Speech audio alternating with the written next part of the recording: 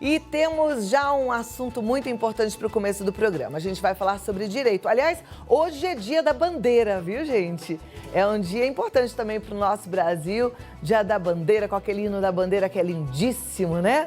Na época da escola a gente aprendia a cantar esse hino. Enfim, e aí pensando em tudo isso, nos nossos direitos, nos nossos deveres como cidadãos, a gente resolveu falar um pouquinho sobre direito. E há 13 anos foram criados centros judiciários de soluções de conflitos e cidadania, o SEJUSC. Nesses centros são realizadas audiências de conciliação. E conciliar é uma tarefa essencial para trazer final feliz a inúmeros conflitos judiciais. Mas eu fico pensando assim, será que toda questão pode ser solucionada em audiência de conciliação? Quem é que pode utilizar esse serviço? Para a gente entender melhor, para tirar todas as dúvidas sobre esse assunto, eu recebo via Skype o desembargador de Direito Privado do Tribunal de Justiça de São Paulo e coordenador do Núcleo Permanente de Métodos Consensuais de Solução de Conflitos, doutor José Carlos Ferreira Alves. Olá, doutor, como vai? Que prazer revê-lo, tudo bem?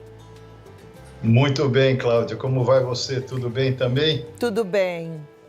Prazer em conversar contigo e principalmente sobre essa situação. Quem agradece sou eu, o prazer é todo meu, mas eu quero te pedir permissão, antes da gente começar a falar, de eu fazer 2 agradecimentos sem os quais eu vou me sentir extremamente injusto e ingrato. Nós que nesta época de pandemia estamos vivos, estamos com saúde, estamos em paz, devemos por primeiro agradecer a Deus pelo dom da vida, sem o que não estaríamos aqui, não é verdade? Com certeza. E eu, dentro da minha grande fé, até me valendo do privilégio de poder estar me manifestando numa estação católica, eu sempre, por uma questão de gratidão mesmo, eu gosto sempre de agradecer também a Nossa Senhora de Aparecida, de quem sou fervoroso devoto, que foi tão importante na minha vida em momentos angustiantes pelos quais eu passei. Feito esses 2 agradecimentos, sem os quais me sentiria injusto e ingrato, quero agradecer a você, Cláudia, pelo convite que me formulou e que vai me permitir falar sobre esses 2 institutos da conciliação e mediação tão importantes na vida do cidadão. Que ótimo. Então me conta um pouquinho mais, doutor. Esses institutos, eles servem para toda a questão judicial? Como é que funciona? Para toda a questão judicial. Então, sempre que houver um conflito, e o ideal é que esse conflito não chegue a se transformar num litígio, porque o conflito é natural da relação humana. Todos nós somos sujeitos a conflitos, a divergências de entendimento, mas quando este conflito, quando esta divergência não chega a um bom termo, isto se transforma num litígio e vai para as barras do tribunal. E nós temos um tribunal de justiça, nós temos um poder judiciário assoberbado de trabalho, porque você tem uma base, nós temos no Brasil aproximadamente 90 milhões de processos em andamento e quase 1/3 deste número astronômico de ações estão aqui em São Paulo. Então, evidentemente que não se dá vazão na forma desejada. Então, precisávamos de novos instrumentos, não é verdade? Olha, e aí... Pode falar, desculpa. E aí surgiram, então, surgiu o renascimento, né, da conciliação e da mediação, porque são instrumentos muito antigos, que já foram feitos por sacerdotes, por os reis, porque é inimaginável a gente imaginar que antes da existência do Poder Judiciário, as pessoas não resolvessem os seus problemas, não é verdade? Então, se eles resolviam os problemas dele, por que a gente não pode retomar esta situação que permite, então, às pessoas resolverem por si as suas divergências? Agora, eu imagino que sejam situações muito desafiadoras, né? Porque alguns conflitos vêm carregados de muita mágoa, de muito rancor, de muito ódio. E como é que vocês agem? É uma equipe que cuida disso? Então, aí é que está, Cláudia. É importante até frisar que essa questão que envolve conciliação e mediação, ela também no âmbito do Poder Judiciário não é nova. E ela já teve alguns repentes. E um deles foi com a Lei 9.099, que todos nós conhecemos como Lei das Pequenas Causas, que estabeleceu uma tentativa de conciliação antes do prosseguimento judicial da questão. Contudo, as pessoas envolvidas não eram especialistas. E aqui eu lembro até uma vez, vendo um discurso do Barack Obama, ele dizendo que não adianta a pessoa ser boazinha, de ser gente boa, que tem compaixão, ela precisa ser especialista. E ele dá dois exemplos assim que realmente mostram a importância. Fala, quando eu vou ao médico, a despeito dele me tratar bem, carinhosamente, falando, oi, como vai? Tá? É importante saber que ele foi para uma escola, aprendeu aquele ofício e que aquilo que ele vai me falar, mais do que me agradar, vai resolver o meu problema. E essa situação, então, ganha mais relevo quando ele entra num avião e imagina um piloto tratando super bem, mas ele quer saber que aquele piloto conhece o ofício. E a mesma coisa na conciliação e mediação.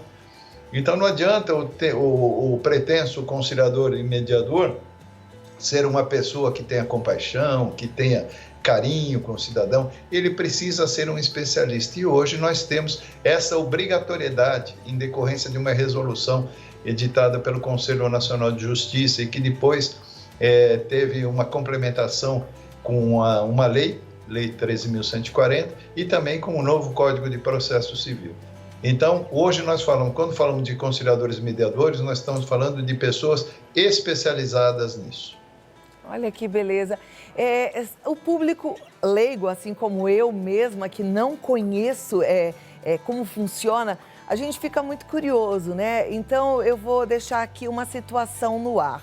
Vamos imaginar que eu vou recorrer a algo que me aconteceu, em que eu me senti lesada e que eu acho que eu mereço, por exemplo, uma indenização. O que geraria na minha cabeça aquela frase que todo mundo fala, vou entrar na justiça contra tal pessoa ou tal empresa.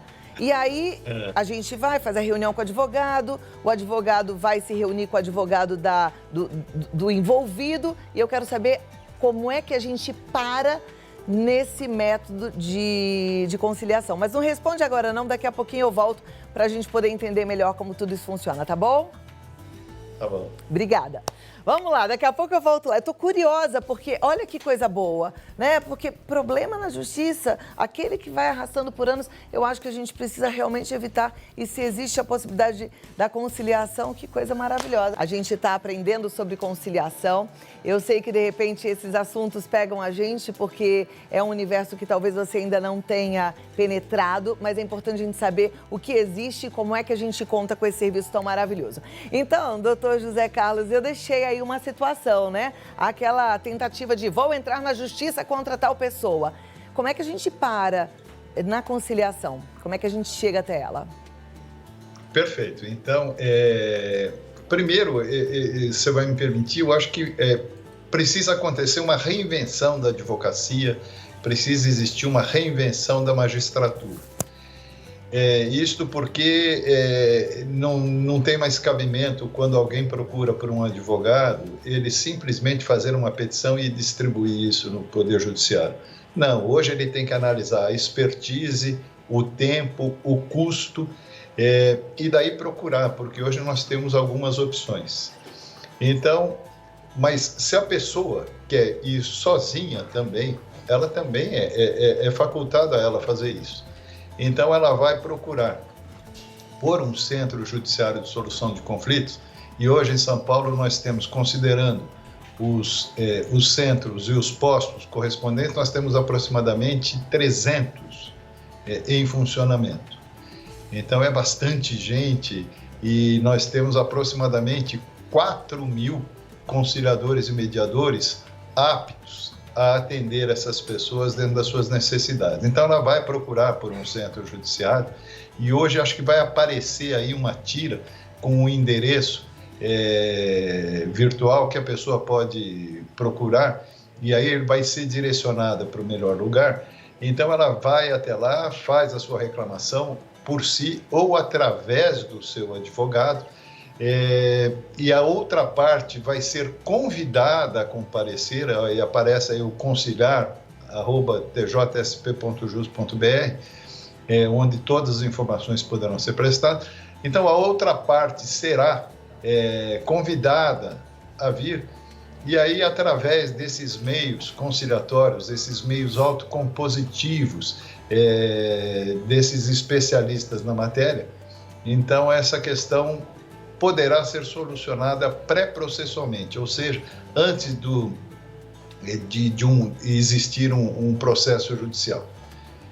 Se já existir um processo judicial, nada impede também que as pessoas busquem uma conciliação dentro dele, porque tudo isso confere celeridade, tudo isso confere a certeza de que o que vai ser resolvido não é um processo, mas sim uma crise de direito material que deu origem ou que pode dar origem a uma palavra, porque são duas situações distintas: resolver um processo e resolver uma crise. Perfeito. Então, nem sempre resolvendo um processo se resolve uma crise. E esse serviço é gratuito? Gratuito. Olha, gratuito. Gente. E é um caminho, pelo que eu estou percebendo, muito mais tranquilo e um caminho mais curto também, né? Olha, eu sou muito suspeito para falar, porque eu atuo nisso já há algum tempo, sou um apaixonado por esta matéria e não tenho dúvida de que realmente é o caminho mais célere, é o caminho mais rápido para uma tentativa de resolução de conflitos. Porque aqui, Cláudia, é muito importante que a gente deixe claro, e esse exemplo eu sempre tiro de um filme que eu assisti, um filme brasileiro, O Vendedor de Sonhos. Eu não sei se você já assistiu. Sim, maravilhoso. Maravilhoso, com o Dan Stuba, que tem numa cena que ele protagoniza com o próprio vendedor de sonhos, que ele está querendo se suicidar, e a pessoa no mesmo degrau dele ali do prédio fala: olha, se você quisesse se matar, você já teria se matado. Ele falou assim: quem é você? Ele falou: eu sou o vendedor de sonhos. Ele falou: e o que faz um vendedor de sonhos? Ele falou: troca um ponto final por uma vírgula. E é exatamente esse o que acontece dentro da conciliação e mediação, Cláudio. O importante é o restabelecimento do diálogo. O importante é as pessoas se falarem, porque hoje só faz isso através da interposta pessoa, fazendo com que os magistrados, por vezes, atuem como aqueles homens do mito da caverna. Vejam tudo através de uma imagem que, na maioria das vezes, é totalmente irreal. Nossa, que trabalho bonito. Que bom a gente saber que existe, porque não é todo mundo que sabe. Eu fico feliz, porque para mim essa pauta hoje é uma prestação de serviço à comunidade, porque muita gente não sabe, e é um serviço bonito, um serviço que envolve amor, porque não existe, eu acho, que nada melhor do que a conciliação, mesmo que tenha que haver a divisão material, mas isso é maravilhoso. Meus parabéns, viu? Muito obrigado. Eu quero estender esses parabéns aos conciliadores e mediadores, porque eles são os verdadeiros protagonistas disso. E para que você tenha uma base, a gente tem como lema um ensinamento do Carl Jung, quando se fala de conciliação e mediação. Porque Carl Jung deu um ensinamento fantástico e que calha perfeitamente aquilo que é feito na conciliação e mediação. Ele disse: conheça todas as teorias, domine todas as técnicas, mas ao tocar uma alma humana, seja somente outra alma humana. E é isso que os nossos conciliadores procuram ser. Almas humanas, porque sabem que vão tratar com almas humanas. Maravilha. Muito obrigada pelo assunto. Estenda os meus parabéns aos conciliadores também. E volte outras vezes para a gente falar mais sobre esses métodos maravilhosos de conciliação judicial. Eu vou deixar mais uma vez aqui o site, o e-mail para as pessoas entrarem em contato, tá bom? Perfeito. Eu estou sempre à sua disposição, Cláudia.